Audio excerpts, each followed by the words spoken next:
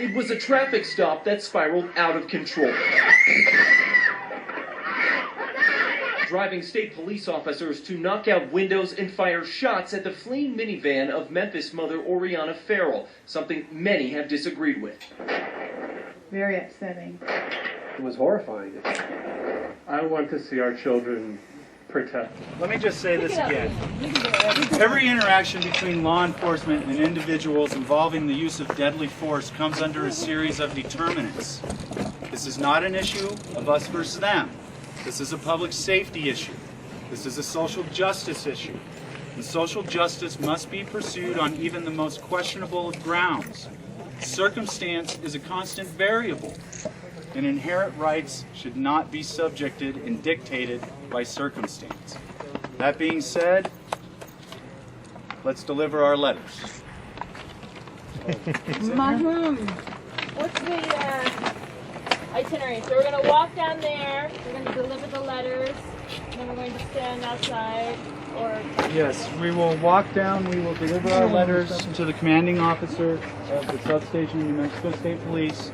Rivera will give a statement down there concerning this social issue, this public safety issue.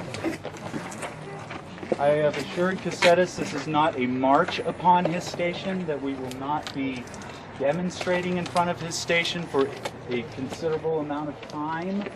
By all means, you're free to do whatever you want, but I think our purpose would be better facilitated by delivering the letters and issuing of a statement and returning back here, so we can then facilitate amongst ourselves and build this contingency to meet with Chief Casetas, members of the Department of Safety, Chief Weaver, Town of Taos Police, and other civic groups this coming Friday to discuss how we can reintegrate trust and healthy working relationships between law enforcement and this community.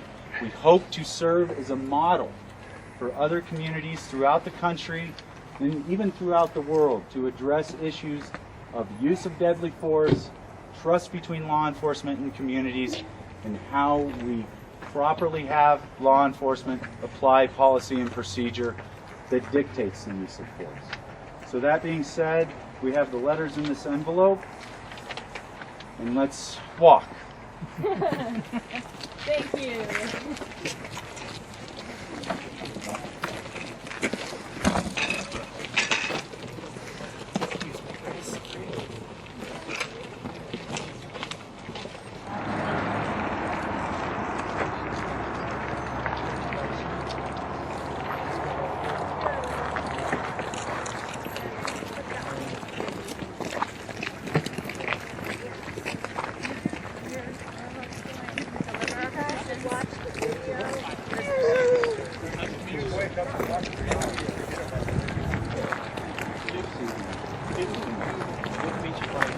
I'd like to present to you on behalf of this community 2 letters, one denouncing the use of deadly force in regard to the incident that occurred October 28th with Oriana Farrell and her 5 children.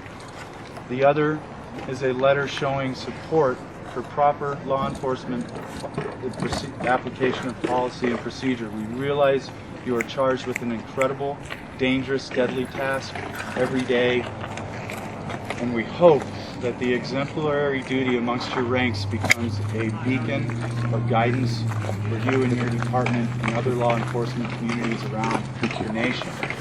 I also want to personally thank you for meeting us, receiving us, and for being willing to meet with myself, members of this contingency, Town of Taos Police Chief David Weaver, and others that we are trying to bring on board, civic leaders, civil leaders, to discuss how we reintegrate a healthy working relationship between law enforcement and the communities and set an example for other communities around this nation. Chief Casetas, we thank you for receiving us. Yeah, thank you, Patrick. And again, my name is Chief Casetas. I'm the chief of the New Mexico State Police, and I appreciate you all coming out. I appreciate how passionate you are about this situation, as I am passionate about it. I'm passionate about my agency, my officers. I believe that the state police have worked for years in Taos County, Taos area. My officers, I stand behind them as far as the overall job they do. I believe that they work well with the community and will continue to do so. I assure you as chief that there is a very complete and formal review of this situation. I have a decision to make. I'm the chief. I take ownership of it. The buck stops here, so to speak, and I understand that. But I need to afford my officers due process, as Ms. Farrell will be afforded due process in a court of law. With that said, I have spoken to Patrick and many other members of the community, and will continue to do so. This is a dialogue that needs to move forward. Again, I appreciate your efforts and your concern. I have the same concerns, and all we can do is move forward. Folks, at the end of the day, it's officers that wear this uniform, badge, put on a bulletproof vest every day, and go to work and protect the citizens between the evil out there and your families. And we pride ourselves in being able to do that job. So again, thank you again. I appreciate the time and effort, and hope we can move forward as a group. Thank you. Chief Caceres, on that note, I have a brief address that I prepared for this moment about the willingness of citizens to work with the police departments, and also you put on your uniform and your badge and you go out every day and you protect and serve the people. Every day we put on our ordinary clothes without uniform and badge, and we show up to protect the people as well in different ways and different manners. And together we can form a strong alliance that can really serve democracy in this country. And that is what this piece is about. We have come to you asking age-old questions of law and order. Whose law? Whose order? Whom do you protect and serve?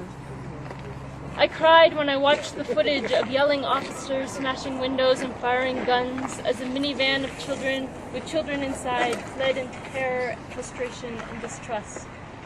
I cried for the officer. I cried for the woman, the children, and all of us. I bowed my head ashamed that this happened where I live, on the heels of stories of abuses further to the south. In the midst of a rising tide of police militarization in our country, in a time when law is written by corrupt politicians for corporate power, while the people are stripped of rights, freedoms, and democracy itself. In this time I ask you, who do you protect and serve, and how?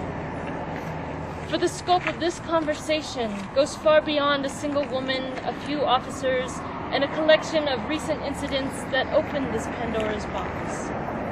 It is no exaggeration to say a police state in America is rising.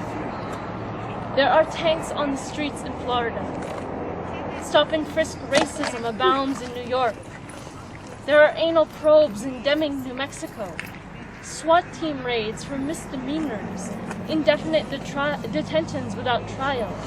And they say that drones are coming to patrol our borders, and I say, is this the kind of world we want to live in? Look at what's rolling down the pipeline. We are here because of a speeding ticket. A speeding ticket. But there are laws that smother democracy. There are laws that outlaw life. There's corruption in our seats of power. There are lies and hate and greed. And our police are becoming pawns in the games of the powerful, used against ordinary citizens like us. Police like yourself are stretched over the bridge of morality, a bridge of enforcement that all citizens must cross, except for the wealthy, whom we all know can fly over it with private jets, while the Pandora's box of problems rages all around us. I say, if the box is open, let us empty it.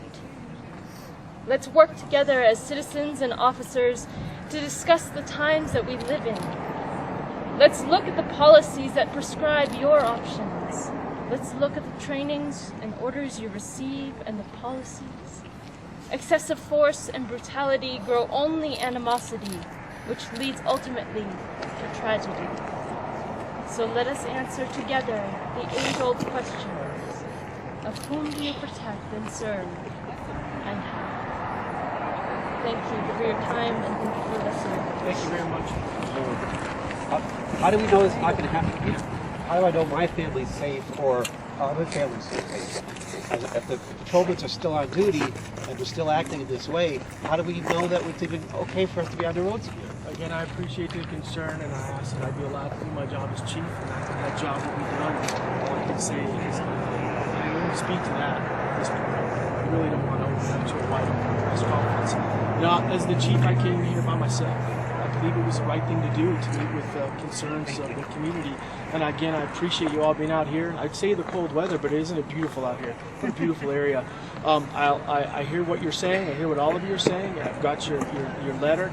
Certainly, I've read the hundreds of emails I've received, correspondence, because I need to reach out and know. I need to know those things. But again, I only assurances I can give you as the chief that I'm tasked with a difficult job, and I'll do that job. Thank you very much for all coming out. We really, really appreciate it. Thank you, Chief. I will see you Friday. You bet. Thank you. Thank you. Yes, ma'am. Thank you. And I hope that meeting, we start to find some solution. Once again, you know, I think a lot of it's going to be discussing around their findings, the Department of Public Safety findings into the incident. And so I don't want to try to get too bogged down in that. I know it needs to be addressed, but it also needs to move forward past that. I am not against at all if they find that policy and procedure was followed properly. I am not against at all pursuing other avenues like the Department of Justice and the Federal Bureau of Investigations to conduct their own investigation into this matter and future matters.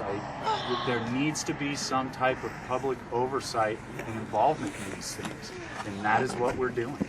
And so, like I said, this it keeps growing.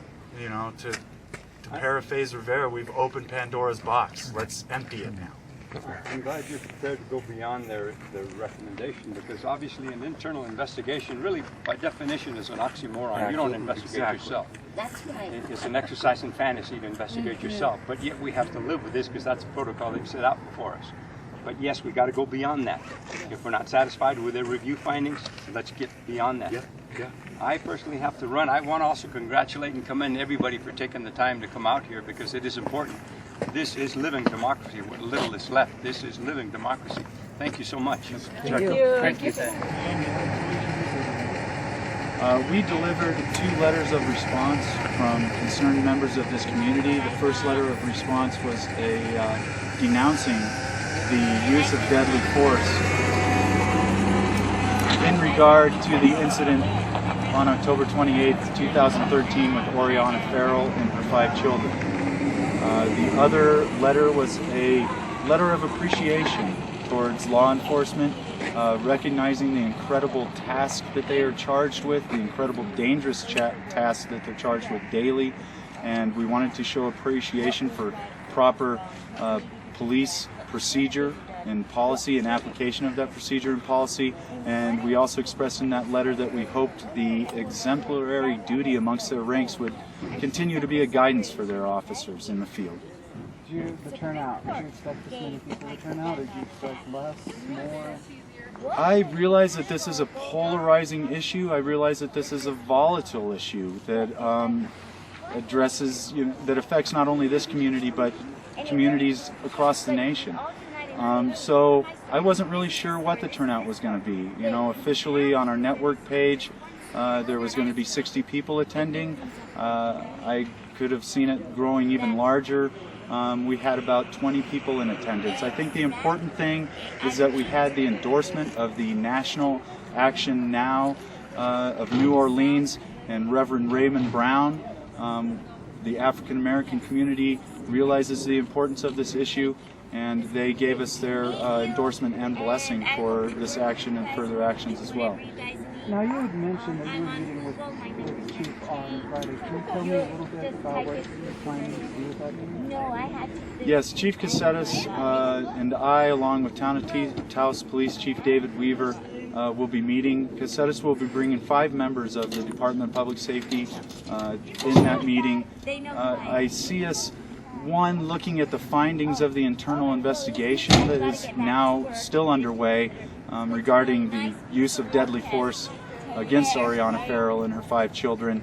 Beyond that, we hope to start addressing this larger social issue of use of deadly force and also the relationship that law enforcement and communities have that we see as being deteriorating, particularly in the last couple of decades.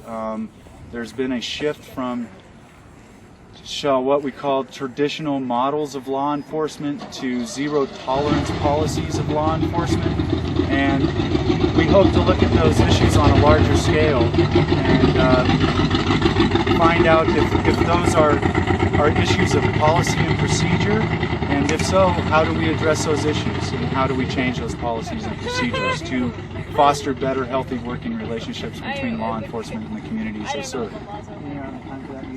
The meeting is occurring this Friday, I believe it's December 6th, at 10 a.m. and will be happening here in Taos.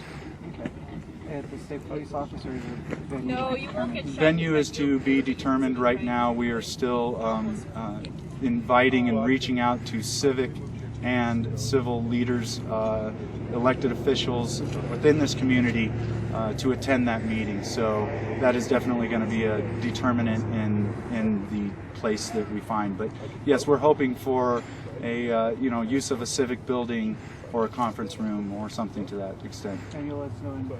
Most certainly we'll let you know. The meeting, between discussions with Chief Cassettis and I and Chief Weaver, we've determined that the itinerary and agenda would be better facilitated if this initial meeting is closed.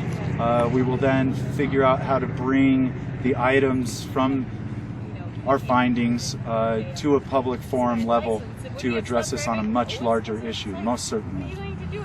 And tell me, what, your license is expired and you have to how many, you gotta do it, right? Now, how early did you determine you were going to put this letter, put it into motion, and deliver it to State Police Chief himself? This nonviolent action for the delivering of responses from the community came about a week and a half ago.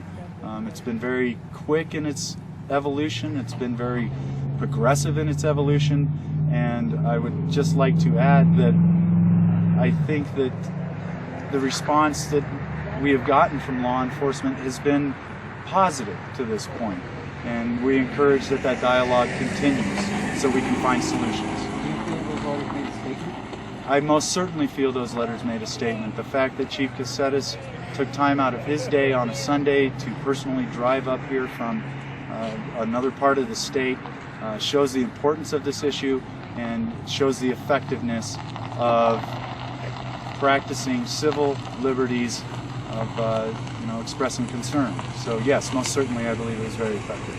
Is there anything else you want to add? I most certainly would like to add that any time there is an interaction between law enforcement and individuals and it involves the use of deadly force, that there are certain determinants that are taken into consideration. This is not an us versus them issue. This is a public safety issue. This is a social justice issue, and social justice needs to be pursued no matter how questionable the grounds are. And so we're doing that. And in that regard, truly believe that circumstance is a constant variable, and inherent rights are not to be dictated by circumstance. That's all. Thank you. Thank you so much. First thing, were you surprised to see Chief Cassettis here today? I know originally when we had started, I thought you had mentioned that the lieutenant would be taking it, but it was actually Chief Cassettis. Right. I was under the impression that his commanding officer would receive our letters. I would say I wasn't surprised by seeing Chief Cassettis. I was encouraged to see Chief Cassettis, and I think that it shows that not only do citizens of this community think this is an important issue, but also Chief Cassettis does also. So we had talked over the phone. You had said that this was, and I've heard you say it a couple times today, this is not an us versus them issue. This was not about going out there getting in people's faces today. This was about having the startings of a dialogue, if I understand. Do you think that that this was a good start here today? Chief Cassettis and Chief Weaver had already agreed prior to this nonviolent action to receive our contingency, and our meeting for December 6th here in Taos at 10 o'clock was solidified before this action. It came out of this action, of course. So, yes, to answer your question, I think that this was very effective, and it just re-solidified the importance of this issue. And I think as well, it's really important. You have people talking about this. There's been plenty of comments on all the internet articles that have come out about this. There's been Facebook pages made about it. So you get to see a lot of that stuff online, text, words. You have phone calls with as you had said, Chief Cassettis and Chief Weaver about your concerns about this. But it's another thing, I think, to see people in person and to see that. Do you think that this was a strong message today? Most certainly. I hope that, I think the struggle for social justice is ongoing. I don't think that social justice is something that's merely granted. This, by all means, didn't start here, and it will not end here. So I think anytime members of their community gather to address concerns of social justice, that it is important, and it is tangible, for lack of better words. I do think this made a difference. I think the struggle for social justice relies heavily upon motivation, inspiration, and accountability from the members of the community. Once again, the greatest weapon any abusive authority can retain is fear. And I think that today's action was not only addressing the larger social issues, whether they affect the African American community, Hispanic community, they cross different social, gender, economic lines, and today's action shows that we still can move past an element of fear in communities and approach what seems to be unapproachable. All right. Well, I think that's everything I wanted to ask you. Anything else to add about today's handling? No, sir. Thank you for your coverage. Yeah, thank you.